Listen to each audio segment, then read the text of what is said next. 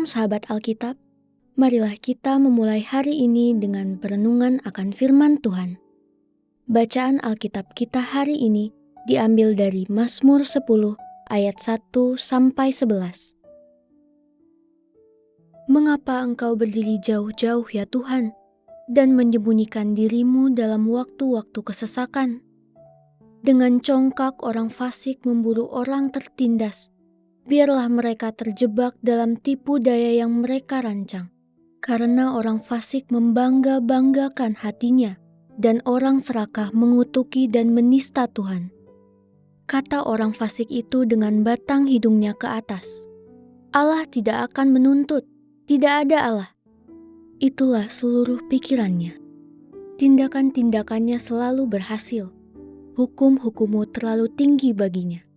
Ia meremehkan semua lawannya.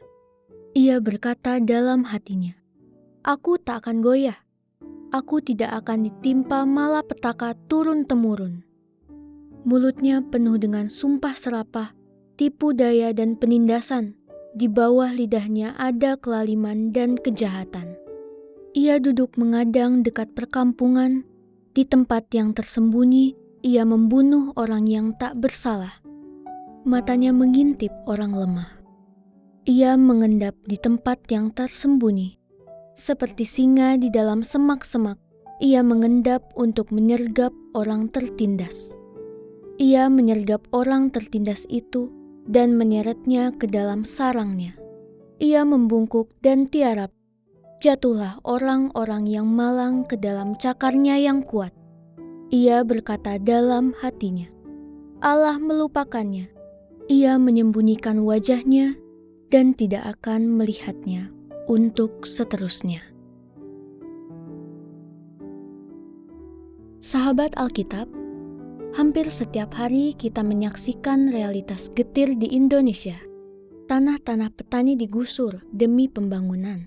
Masyarakat adat terusir dari wilayah leluhur mereka, dan kelompok-kelompok kecil seperti nelayan atau buruh semakin terpinggirkan. Suara mereka yang nyaris tak terdengar ini mengingatkan kita pada seruan pemazmur. Mengapa engkau berdiri jauh-jauh ya Tuhan, dan menyembunyikan dirimu dalam waktu-waktu kesesakan? Seruan ini bukan sekedar pertanyaan, melainkan jeritan iman yang bergumul dalam keheningan ilahi.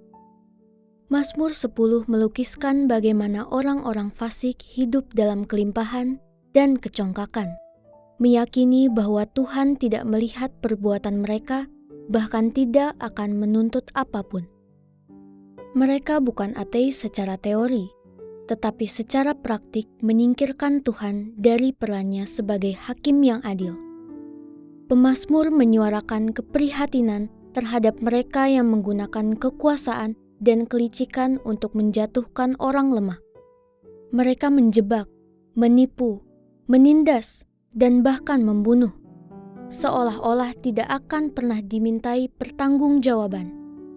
Keyakinan keliru ini bahwa Tuhan tidak melihat dan tidak akan bertindak memperkuat keberanian orang fasik untuk melanjutkan kejahatannya.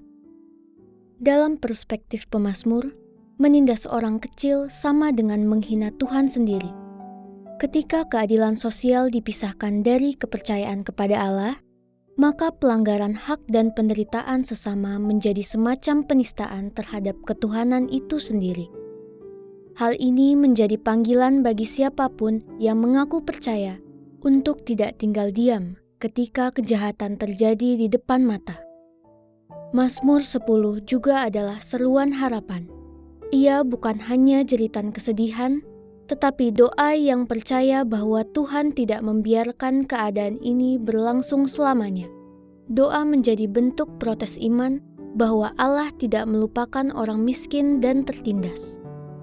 Sahabat Alkitab, dalam dunia yang semakin tak peduli terhadap jeritan orang-orang yang terpinggirkan, kita dipanggil untuk menjadi suara bagi mereka, berseru, membela, dan bertindak adil. Pemazmur mengingatkan kita bahwa iman sejati adalah ketika kita menghidupi keadilan sebagai ekspresi cinta kepada Allah. Memperjuangkan dunia dalam gambaran akan keadilannya adalah salah satu bentuk bakti kita kepadanya. Mari kita berdoa.